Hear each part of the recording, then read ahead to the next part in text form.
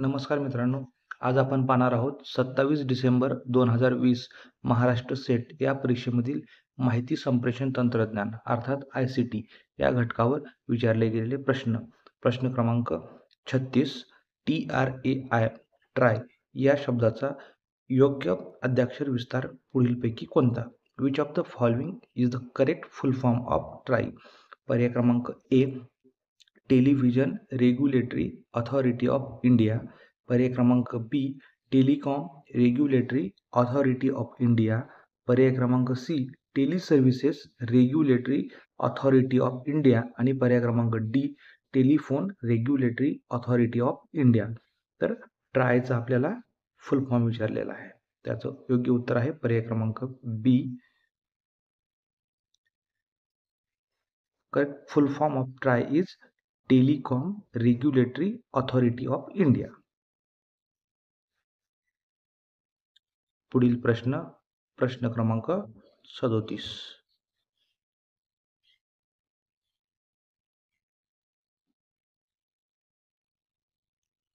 भारतात माहिती तंत्रज्ञान कायदा केव्हा अंमलात आला? In which year the information technology act was enacted in India? पर्याय क्रमांक ए 2005, पर्याय क्रमांक बी 1980, पर्याय क्रमांक सी 2000 आणि पर्याय क्रमांक डी 1990. भारतात माहिती तंत्रज्ञान कायदा हा इसवी सन 2000 मध्ये अंमलात आला. पर्याय क्रमांक C. Information technology act was enacted in India 2000. पुढील प्रश्न क्रमांक 38.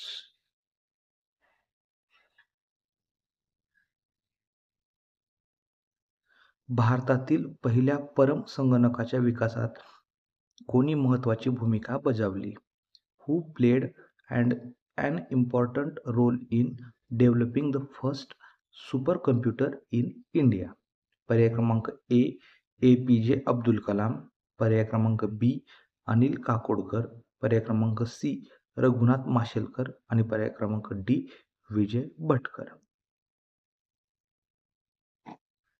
त्याचं उत्तर आहे पर्याय क्रमांक डी विजय भाटकर.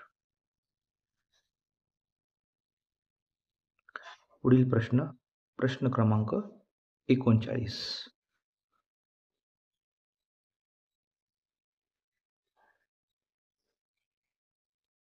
महाराष्ट्र सरकारने सर्व शाळांना सर्व विद्यार्थ्यांची माहिती पुढीलपैकी कोणत्या संकेतस्थळावर नोंदवणे अनिवार्य केले आहे?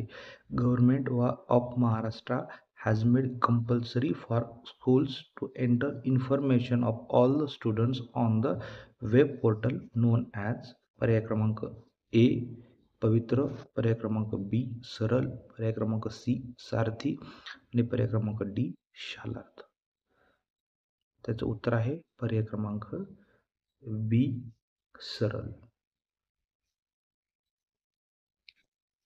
महाराष्ट्र सरकारने सर्व शाळांना सर्व विद्यार्थ्यांची माहिती सरल या संकेतस्थळावर नोंदवणे अनिवार्य केले आहे.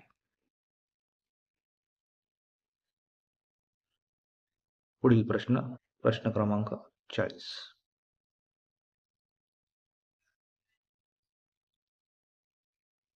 भारतातील उच्च शिक्षणाच्या क्षेत्रातील डिजिटल पुढाकार योजनेत पुढीलपैकी कशाचा समावेश होतो? Which among the following is part of the digital initiatives for higher education in India?